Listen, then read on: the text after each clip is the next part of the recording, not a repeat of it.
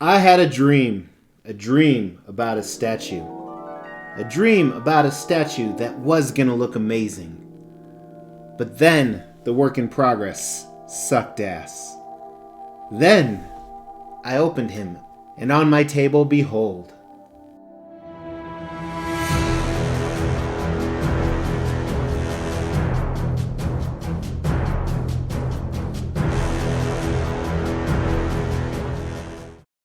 hey everyone, my name is Mr. X. This is the Extreme Channel. We're all about rare and extreme collectibles. And that is the case today. We have a 1 of 30. They only made 30 of these. Custom 1/4 scale Wolverine statue. Now, initially looking at him, you're like, okay, he's got some gray hair, what's going on? We'll dive into that. He has a number of display options. And as I said in the intro, I was a little bit hesitant about this piece. So this is a custom, which means it's a private unlicensed commission I bought about over 2 years ago, I think it was. And I saw the original renders. So this was the digital sculpt, then they throw some colors on it, makes it look good. And a friend of mine was involved with the project at the time. I love Wolverine statues. I've actually owned over 20 different Wolverine statues. You can check those out on the channel, and I have a lot more coming in, so make sure you've not only liked this video, but you've hit the subscribe button and that bell notification. So as this progressed, I saw very few work in progress photos until the last 6 months or so, and some of them really scared me. Being very honest, it did not look very good. Today we're going to find out if my dreams really turned into nightmares or if this became a dream come true. So we're going to do an extreme review with this piece. We're going to look at the paint, the sculpt, the value, but we're going to start with concept as we usually do, which is what really makes this unique, and that's where my friend was involved. He actually had a dream about this. I don't know why he dreams about Wolverine, but I still love him.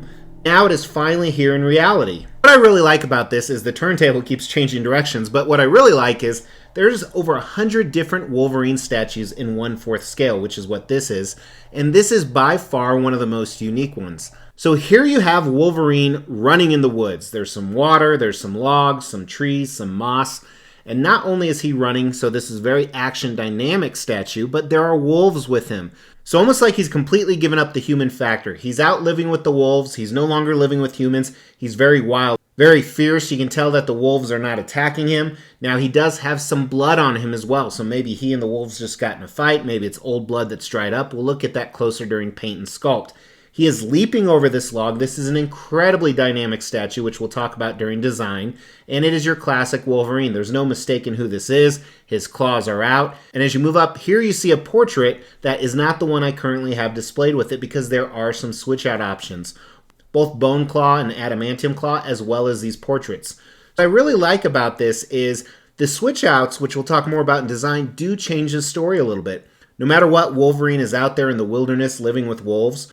Well, if you use the younger Wolverine portrait and maybe the Bone Claws, maybe it's very early in his life, before he became Weapon X, before he became part of the X-Men. Or if you did the old Logan portrait, maybe it's at the end of his life, and you could use either claws. Maybe his adamantium was stripped from him. Maybe he still has the adamantium claws. So they both tell a very cool, very similar story, and I like that a lot. And I love how unique this is. You rarely see Wolverine with wolves, but it kind of makes sense as a comic geek. That's you, not me. I'm not a geek. I'm a comic nerd. So I think the concept's a 4 out of 5. Very cool, very different. I like what they did. The one thing I'm not a huge fan of was that pose, which we'll talk a little bit more about that in design. So obviously I talked about the different switch out options. So let's just look at those first. Here is a close-up of the Wolverine portrait. Now as a spoiler with the paint and sculpt, this is what I was really worried about. I thought that it looked horrible. It looks a hell of a lot better than I thought it would. Then the old Logan portrait, I really like. Now he does have switch out arms, the only difference are the claws. So here's the adamantium, and here are the bone claws. Now I definitely think they missed an opportunity. So they have two arms that are exactly the same, the only thing different is the claws. They could have put the arms in a different position. I think that was definitely a missed opportunity. Not necessarily a bad thing they didn't, but just something they could have easily done. Now this is extremely dynamic. Look at this, the two wolves, Wolverine, are all kind of mid-air, and I love how they pulled that off. Check out the unboxing and assembly to see how they did it. Moderate size box, which again is a nice change with your standard custom black foam and straps. It contained 2 different layers, and it was packed extremely well. It actually took me quite a while to unpack it because they did such a great job packing everything, which was nice because it prevented any damages of any sort. The base itself is extremely heavy, but the rest of it decent weight for the dynamic part of the statue.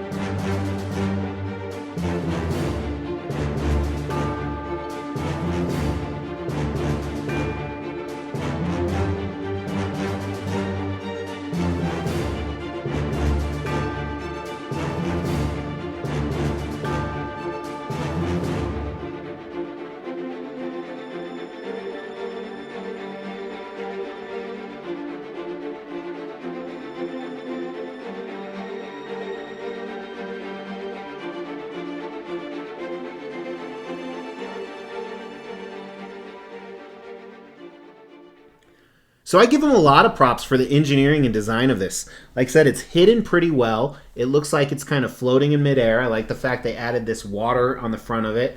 The base doesn't really take up too much room. His pose is probably pretty accurate for someone midair. It just kind of has that ballerine dancer look to it. But overall, I really like what they did with the design. There's not really a lot I can find flaws in. So on the design, I give them a 4 out of 5 as well. So now we're coming to the skinny of it. We're coming to the paint and sculpt. So this honestly is what I was pretty worried about. Let's see how it turned out. All right, so as we dive into this paint and sculpt, I want to mention I posted this on the Extreme Channel Instagram and Facebook, so make sure you check that out. The link is in the description below. But one of the great supporters of the channel, Nelson, mentioned something that I forgot in talking about concept, but it's like the wolves running with the pack, as he said, you know, where they know that Wolverine is the alpha. So that's pretty cool. So I'm not a huge fan of what they did with the green. I understand it's supposed to be water with algae or something of that, but I think they would have been much better off going with a translucent blue for this water effect.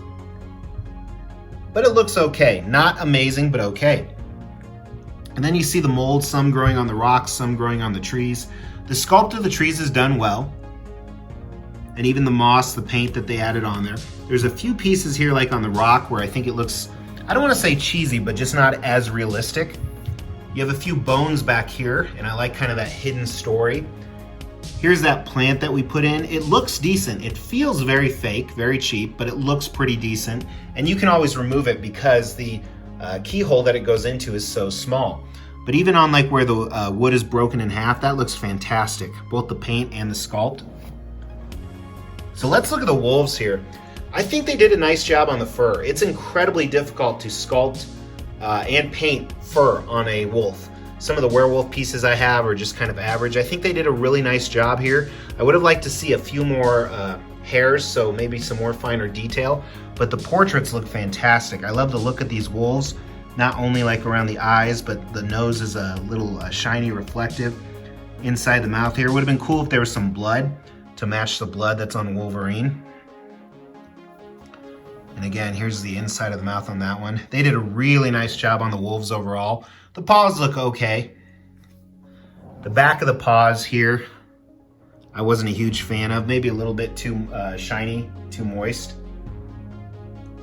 The sculpt on Wolverine is done really well. I don't like the speckled paint on the bottom here of his shoes.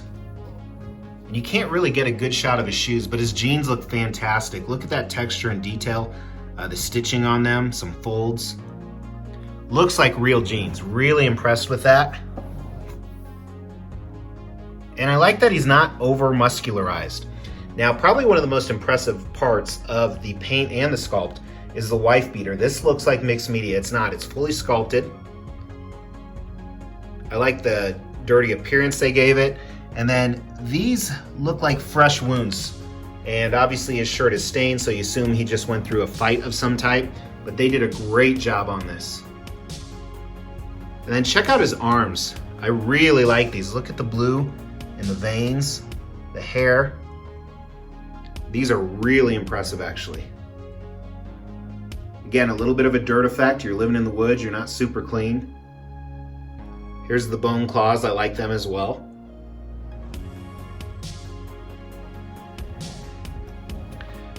And then here's the Wolverine. Again, I think it's around the mouth that I'm really not digging it. Or maybe around the eyes. Definitely not my first choice. It does look better in person than it does on the video. There's some more anatomy on his arms.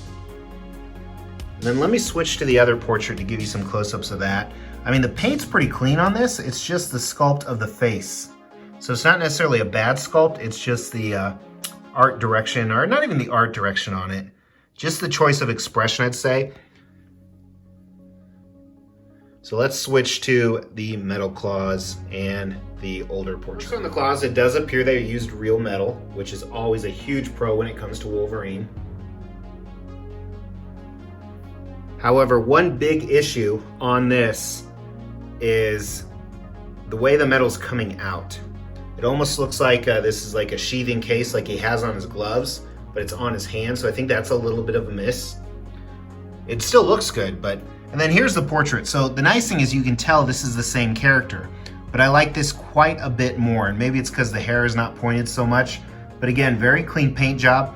Here he's in berserk mode. His eyes are whited out where he wasn't on the other one.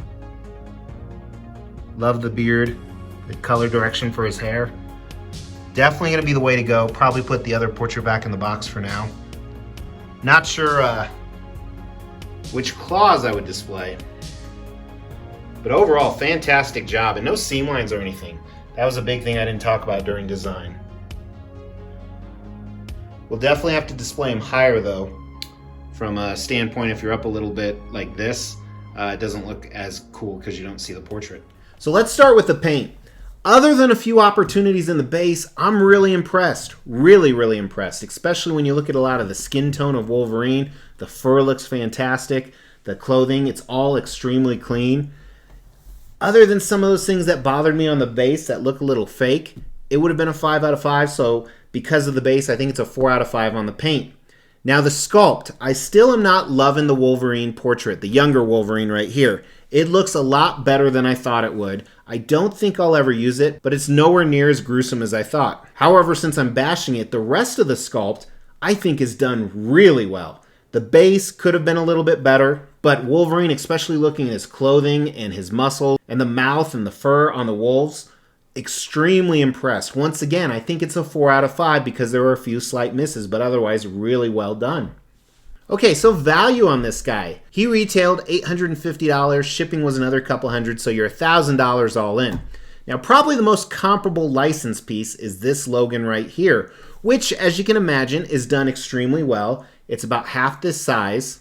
I'm not a huge fan of those portraits either. This one tells a much more elaborate story, and they made thousands of that one. Here they made 30. Only if 30 of these are in existence, I have no doubt in my mind I would probably get my money back, but there are so many other Wolverine competitors. What I think puts this over the edge is the paint and sculpt is done really well, the concept is unique, and the Old Man Logan portrait switch out, along with you can choose whether it's bone or adamantium claws.